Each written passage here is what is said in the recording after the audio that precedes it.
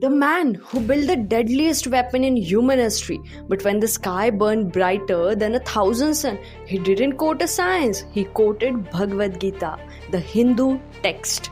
Now I have become the death, the destroyer of world.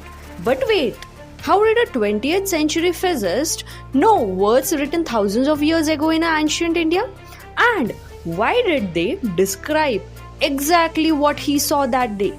Stay till the end because the story will change how you see both science and spirituality.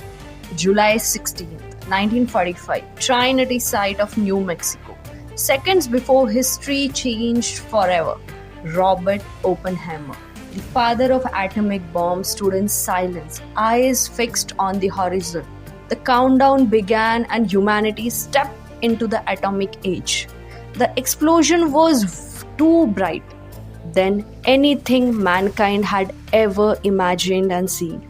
And in that light, Oppenheimer just remembered the Bhagavad Gita, words from another world, another time. If the radiance of 1,000 suns were to burst at once into the sky, that's what humanity saw when the Trinity exploded. Do you think it was a coincidence? No. Long before Einstein, before Newton, India's ancient sages spoke of the universe in ways that still shock scientists today. The Mahabharata, written thousands of years ago, describes a weapon so powerful it could destroy entire cities, turn day into night, and leave the earth poisoned. A single projectile charged with all the power of universe. So, do you resemble something? Yes, we are talking about Sudarshan Chakra. Some historians call it a myth, but others wonder, could this be memories of real events passed down as divine stories? Few know this, but Oppenheimer actually studied Sanskrit at Harvard. He read whole Bhagavad Gita in its original language. He once said, "The Gita taught me about duty and detachment, about acting without desire for the fruits of action." For him, science was not just discovery, it was his destiny.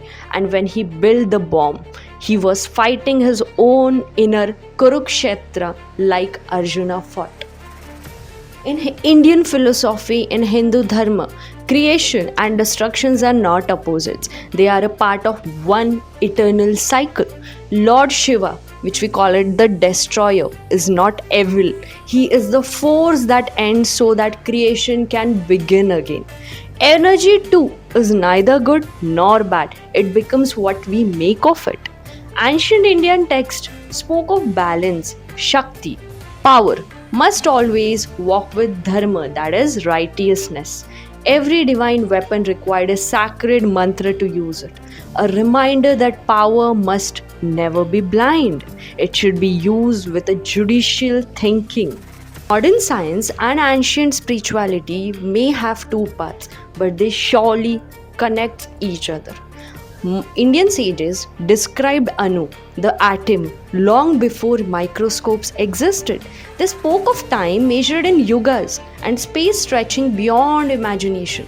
And centuries later, physicists like Oppenheimer realized the same thing, that at the smallest level, the universe is energy, vibrating, connected, and alive. After the war, as cities lay in ruins, Oppenheimer's pride turned into guilt. He said, "Physicists have known sin." He had given mankind the power of gods without the wisdom of saints. In that moment, what he understood was that Bhagavad Gita warned, ego without awareness brings destruction. India's message was never about fear, it was about balance. The ancients knew that knowledge is sacred and power divine, but only when guided by compassion, because Shakti without Dharma is going to cause chaos in the world, and science without soul is danger. Maybe that's the real story of Oppenheimer. Not a man who built a bomb, but a man who looked into the fire of creation and saw the reflection of ancient India. If you like the story, just subscribe and get more stories to listen like it.